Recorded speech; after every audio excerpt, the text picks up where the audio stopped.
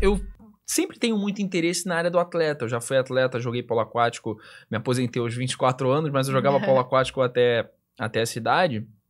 E eu sempre achei muito importante a alimentação no atleta, sempre achei essencial. Mas eu queria ouvir de uma profissional para você dizer pra gente qual é a importância da alimentação pro atleta. Então, eu diria que a alimentação para um atleta, se a gente está falando ainda de alto rendimento... Alto rendimento, sim. É extremamente importante. Não tem como o corpo, nosso corpo, performar bem sem a gasolina certa, né? E às vezes até uma aditivada, né? Então, é muito importante, assim, o planejamento nutricional para a gente buscar o equilíbrio hormonal nesse paciente, para a gente buscar uma boa recuperação muscular. A alimentação é muito importante para esse paciente em si, até para reduzir o risco de lesão. Com certeza. Então, assim, acho muito importante esse vínculo endócrino com uma nutricionista esportiva. Principalmente eu na área do falo esporte, uma, né? porque eu tenho Sim. várias que trabalham comigo e não tenho nenhum homem, enfim, por coincidência. Mas, principalmente nessa área do esporte, a gente tem que pensar que um atleta de alto rendimento é um atleta que treina várias horas ao dia, né?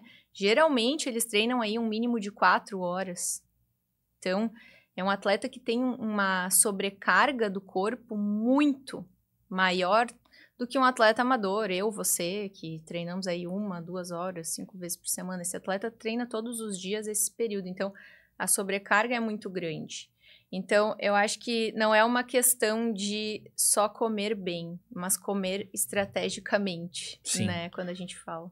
O atleta ele precisa do corpo dele, né? E ele precisa estar sempre nutrindo esse corpo. E o corpo mal nutrido acaba sendo um corpo doente. Enfim, Exatamente. Eu acho legal isso que você colocou como a importância do trabalho em conjunto da nutricionista com o endocrinologista. Você precisa o tempo inteiro. E aí, assim, como tem algumas semelhanças, no caso, com nutricionistas, a doutora Cassirlane, que a gente... Foi um dos últimos episódios que a gente gravou recentemente. Ela falou muito sobre as consultas online. Eu queria trazer isso para você também. Você acha que... Na área da medicina, acho que tem um pouco de preconceito com esse negócio de fazer consulta online. Se isso realmente ajuda, se isso funciona. Qual é a sua opinião sobre as consultas online? Você acha que elas trazem menos resultados do que uma consulta presencial? Não, ao contrário. Eu acho que, assim, esse foi um ganho da pandemia. A pandemia ampliou um pouco essa nossa percepção sobre a consulta online, né?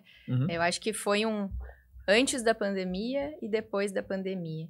E esse mundo da consulta online nos permitiu encurtar as distâncias e poder oferecer para o paciente mais praticidade, né? A gente sabe a nossa rotina é muito corrida. Às vezes a gente não consegue aí despender de 3 horas, porque... Pô, a gente mora aqui em Floripa, né?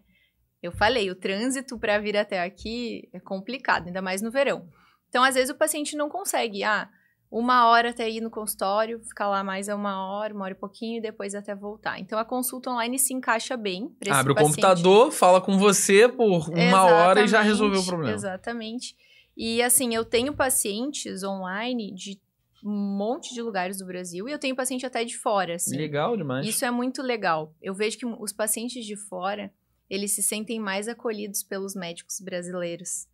Familiaridade, né? A questão da conexão é muito importante. Tem vários pacientes, inclusive cariocas, que são de fora, que vêm consultar online. Talvez você ganhe mais um. Exato. Porque eles querem essa coisa, sabe? Mais acolhedora, assim, que a gente tem, nós, o povo brasileiro. E... A consulta online, então, ela veio para encurtar essas distâncias. Legal. Eu tenho alguns pacientes do interior que, por exemplo, não teriam acesso a um especialista e que com a consulta online conseguem, então, fazer essa consulta. E eu consigo, assim, com as tecnologias que a gente tem hoje, um contato muito próximo e oferecer um tratamento bem personalizado para o paciente, mesmo que seja no online.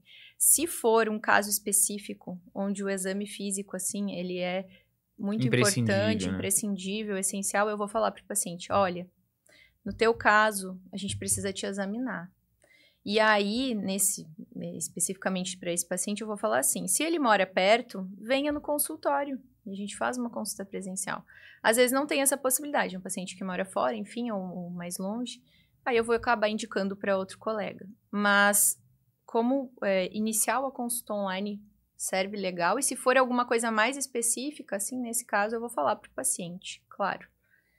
Mas acho que não perdeu em nada, assim, eu acho que veio para agregar mesmo, ter essas distâncias encurtadas e essa praticidade do nosso dia a dia. E você acha que ainda tem um preconceito de algumas pessoas em relação a isso? Elas acham assim, consulta online não é legal, perde alguma coisa. Você já disse pra gente que não perde, mas você acha que ainda tem um preconceito das pessoas em geral sobre isso?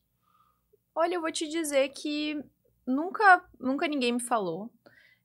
Acho que dos meus pacientes, assim, também, nunca senti nada desse preconceito. Acho que a gente sempre teve muita abertura, assim, nas consultas para conversar.